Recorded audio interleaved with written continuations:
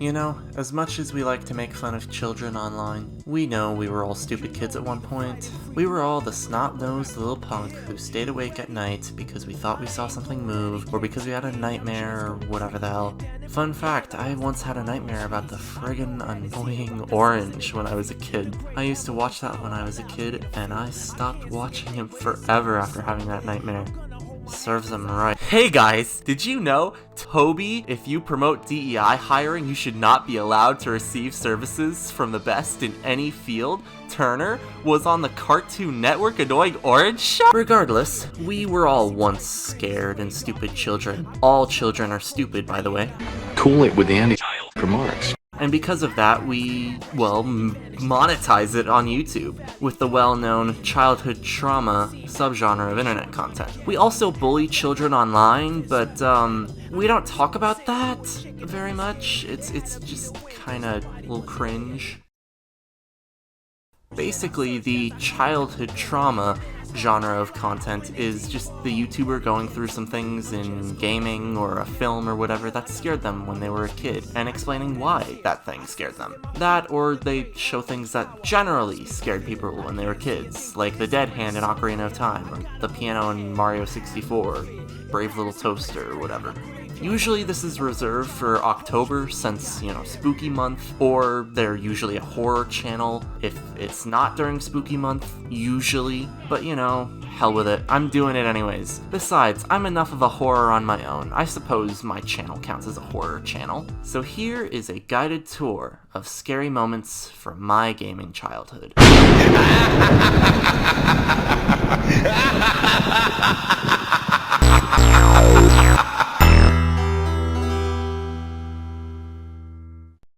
So, the usual suspects for a video like this would be, the ones I mentioned earlier. The dead hand in Zelda Ocarina of Time, or the piano in Mario 64, or if you're a Gen Zer, maybe Yokai Watch's Terror Time, which I was actually going to include in the video, or something else.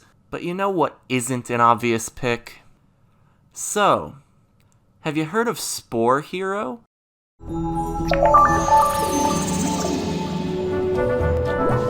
So, Spore Hero was a game made in 2009 on Wii. It follows one weird creature from a meteor as he rapidly evolves. There's also an evil creature too. The game's kinda a fever dream of weirdness and wackiness, and for me, intense nostalgia.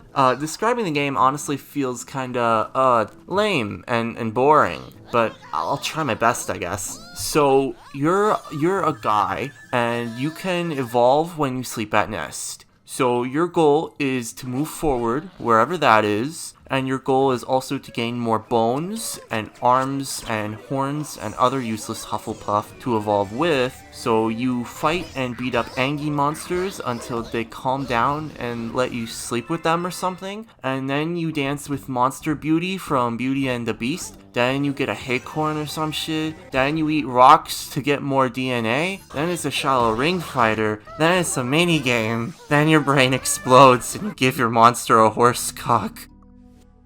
So, yeah, it's a game, I think. Now, I wouldn't have brought it up if it wasn't scary, would I have? Would I really violate your trust like this? Would I be the type of heartless bastard who'd dare to make a segment just to talk about the game from their childhood? Maybe. Well, even if the game's not really scary, most of it isn't, it's still pretty weird. The whole game's got this weird interdimensional gaming energy to it, Like it's some Mandela effect relic or something, like a copy of Berenstain Bears with an E in it. Was that real? You sure this game wasn't a fever dream of my childhood? You sure? You're sure? That feeling in and of itself is a tad uneasy, even if the game itself isn't really objectionable in terms of being scary. But, you wanna know a fun fact? Do you really wanna know a fun fact? Huh? You sure you want to know a fun fact, you wheezy little This game taught me how to read, lol. Yeah, it's true, kinda. I was like 5, and I wanted to play this game, but being the little baby tism child that I was, I couldn't read very well. By the way, I am autistic, I'm allowed to say that, so don't even try canceling me. But I really wanted to play this game for some reason, so I applied myself to becoming literate, and a couple weeks later, I could read well enough to play. Buzzinga.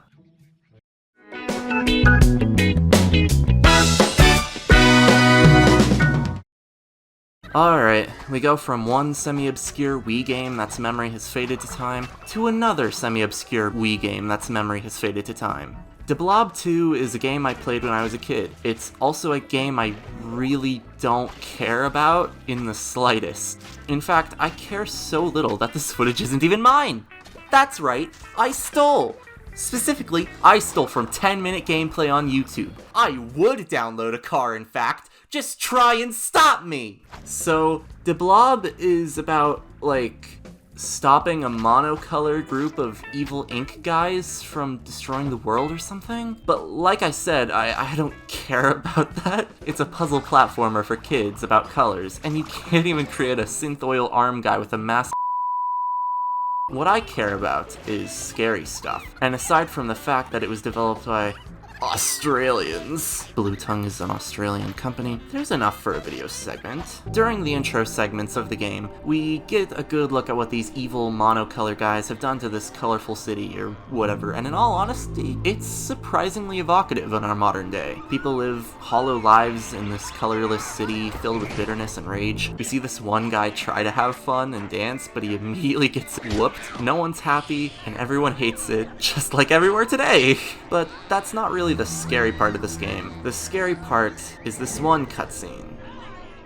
A blue guy in glasses and his orange wife are being led through white corridors until he's met with the leader cultist or something, and a big pool of ink, or something. Then he tries to leave with his wife, or whoever she is, and nah bish, you're getting inked. He gets hypnotized and effectively killed in front of his implied wife. Then we see him alongside other inked guys getting brainwashed into hating our little guy. Then the last vestige of his individuality, his glasses, falls and he is no more. Honestly, pretty intense for a kid's game about a paint blob saving the world with color, TBH. It left an impact on me as a young little kid. I honestly find the idea of this scene kinda genuinely horrifying. The idea of being in a regime that forcibly takes your humanity and body. I think what separates this from other games' brainwashing is the fact that it completely changes the blue guy's body as well. It's not like P5 Tactica or any other game where it just makes the good guy bad for a little while. It's a complete separation of the individual from any sense of their original person or any level of humanity whatsoever, as these things are, feral and creepy stuff, my dude. Listen to my voice and you'll find the key. I'm pro-Jared and I cheated on my wife! So, creepypastas.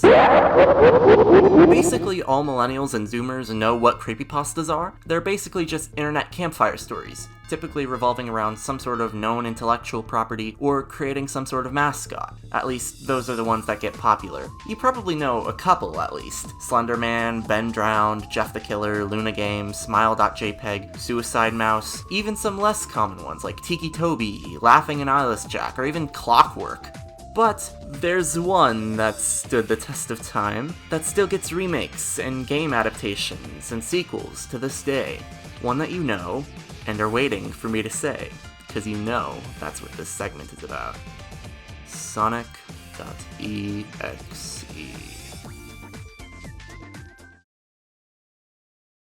Number 15. I'm a total Sonic the Hedgehog fan, much like everyone else. I like the newer games, but I don't mind playing the classics. I don't think I've ever played glitchy or hacked games before, though I don't think I want to play any after the experience I had. It started on a nice summer afternoon. I was playing Sonic Unleashed until I noticed, out of my peripheral vision, the mailman had arrived and put something in my mailbox. I paused my game to go see what I got in the mail. The only thing in the mailbox was a CD case for computers and a note. I looked at the note first and realized it was from my dear friend Kyle, whom I hadn't heard from in 2 weeks. I know that because I recognized his handwriting, though what was weird was how it looked. It looked badly written and scratchy and somewhat difficult to read, as if Kyle was having a hard time writing it and did it in a hurry. This is what he wrote. Tom, I can't take it anymore. I had to get rid of this thing, somehow, before it was too late. And I was hoping you would do it for me. I can't do it. He's after me. And if you don't destroy the CD, he'll come after you too.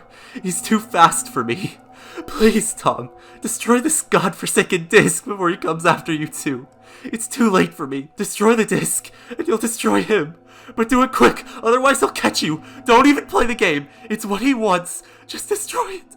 Please. Kyle. Well, that was certainly weird.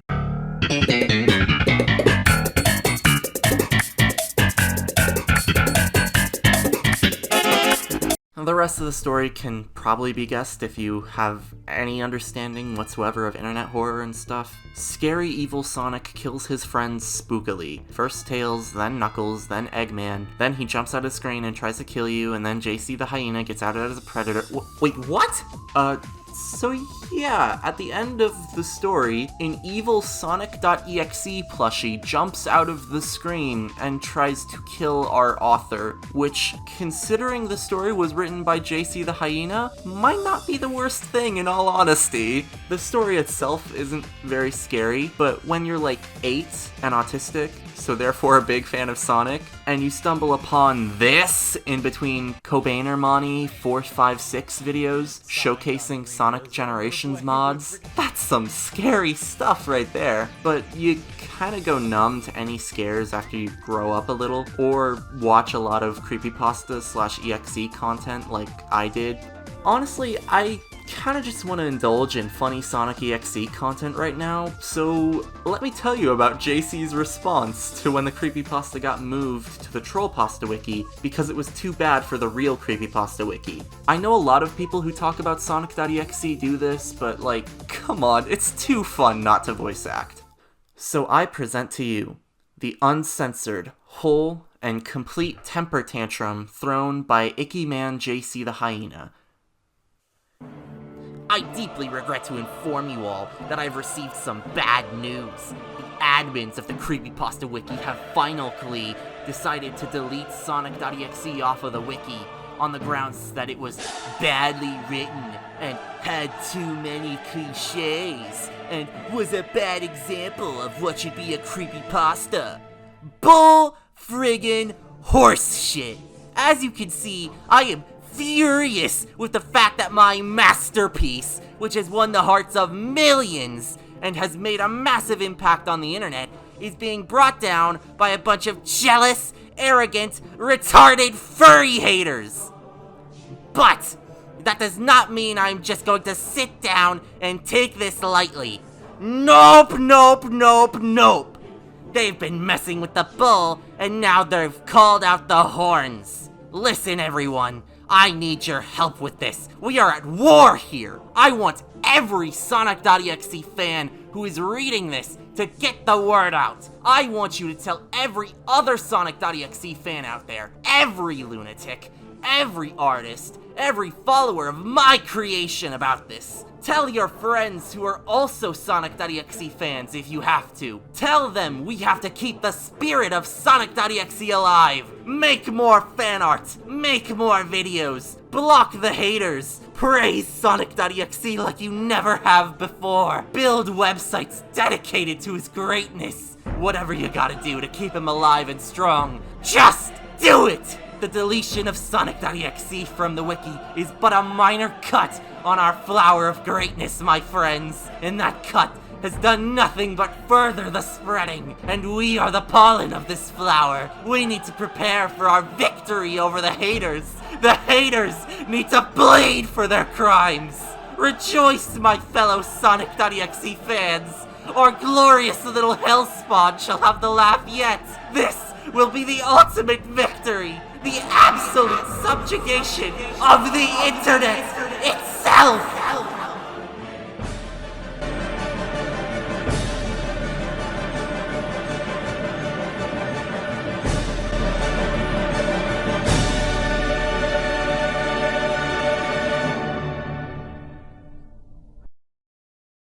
And that there is the true horror, isn't it?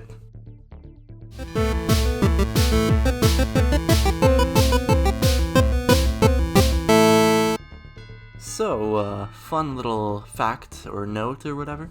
This video is about stuff from my gaming childhood, as in the game-related stuff from my childhood, but that doesn't necessarily mean it has to be a game.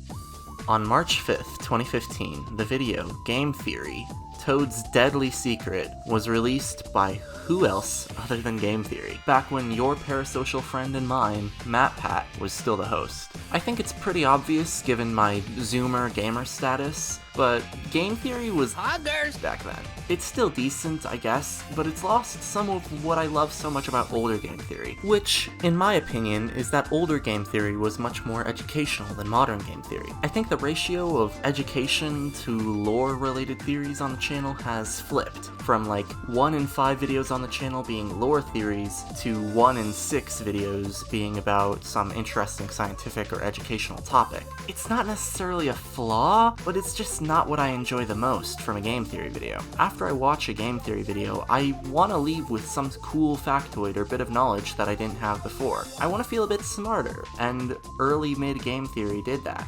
Fun fact, when I was a kid, I had a bad habit of repeating things I heard online, and one of the first things I chirped about was their video about the hook shot, and how it would shatter the bones of Link's hands, dislocate his shoulder, probably break a few other bones, rip apart his vertebra, and permanently damage his eyes for life, because a 20G slap of force to the body will jostle and break both his bones and his internal organs. Oh, did I forget to mention, I was 7 when this happened?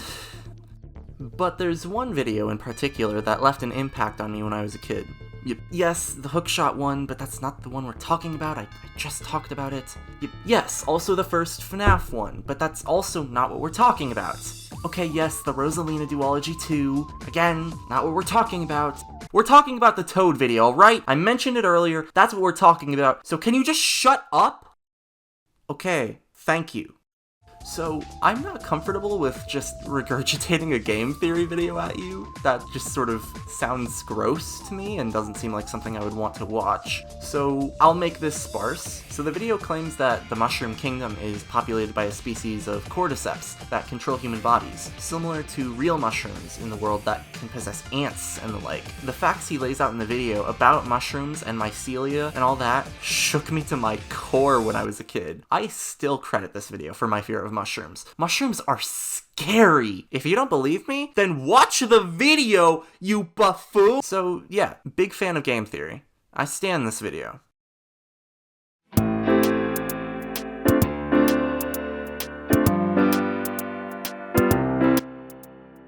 So, we've looked at some mildly scary things from back in the day, but what's the point? What's the moral?